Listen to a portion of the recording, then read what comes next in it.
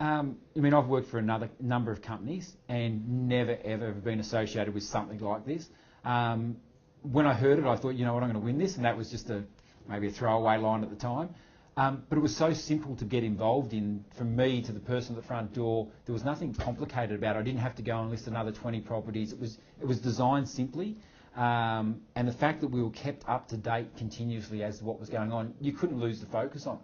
So it was really easy just to chase. Obviously, I ramped it up because I wanted to win it, but so did a lot of my team as well. And it was easy to bring up in meetings, and there was weekly videos, and it was just one of those competitions that was run so well that you couldn't want to not be a part of it.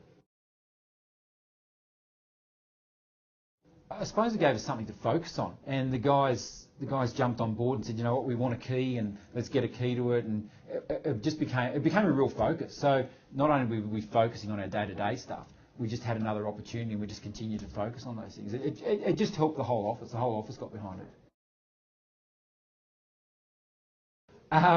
I'd had a gut feeling I was going to win it for a while, so I was on the back of that. I suppose you never know with these sort of things.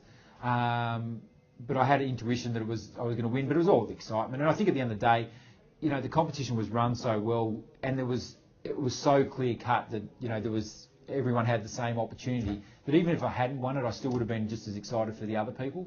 I think the other people getting the car for 3 months blew everyone's mind. Yes, being the fifth person called out, I was like, you know what, I'm going to get a car for 3 months anyway, so it doesn't really matter. Yeah, obviously excited.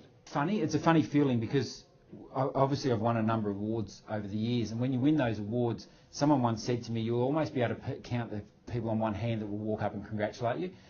But winning that, there was probably 90% of the room actually walked up, so it was actually one of those competitions that the whole network got involved in, and it didn't matter who won it. We were excited for the fact that someone just walked away with a car.